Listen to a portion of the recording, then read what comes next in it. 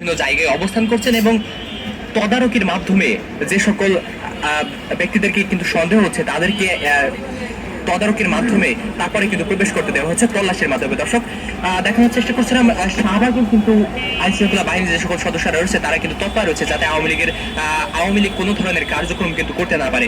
এর আগেও আমরা দেখেছি 13 তারিখে আওয়ামী লীগ কিন্তু সারা দেশ লকডাউন কর্মসূচি ঘোষণা করেছিল এবং সেই কর্মসূচির আগ দিয়ে রাজধানীর বিভিন্ন জায়গায় বিভিন্ন ধরনের অপ্রীতিকর ঘটনা ঘটেছিল বলে দেখা গেছে।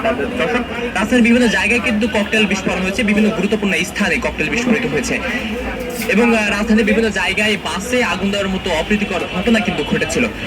এই দেখতে পাচ্ছেন যে কাল রাতেও কিন্তু রাজধানীর বিভিন্ন জায়গায় ককটেল বিস্ফোরণের মতো ঘটনা কিন্তু ঘটেছিল। আজ আওয়ামী লীগের যে সকল নেতাকর্মীরা রয়েছে সেই সকল নেতাকর্মীদের কিন্তু বিচারের কার্যক্রম, সেই বিচার কার্যক্রমের রায় কিন্তু ঘোষণা করা হবে কিছু সময়ের মধ্যে। এই মুহূর্তে শাহবাগের বর্তমানে পরিস্থিতি দেখানোর চেষ্টা করছিলাম। বিগত দিনের মতো আজও দেখতে পাচ্ছেন শাহবাগে যান চলাচল কিন্তু স্বাভাবিক রয়েছে বলে বলা চলে।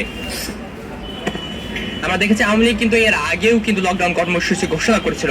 সেই লকডাউন কর্মসূচিতে মানুষের তেমন কোনো রাজধানীতে তেমন যান চলাচলের আধিক্য দেখা না গেলেও আজ কিন্তু পরিস্থিতি মোটামুটি স্বাভাবিকই রয়েছে। দর্শক, এবং রাজধানীর বিভিন্ন জায়গায় আইন শৃঙ্খলা বাহিনী সতর্ক অবস্থানে রয়েছে। দেখতে পাচ্ছেন যে এখানেও আইন শৃঙ্খলা বাহিনীর একটি টহল দল কিন্তু টহল দিচ্ছে যাতে কোনো ধরনের অপ্রীতিকর ঘটনা কিন্তু না ঘটে। দর্শক, আমরা এর আগে দেখেছি রাজধানীর বিভিন্ন জায়গায় ছাত্র জনতা কিন্তু অবস্থান নিয়েছে।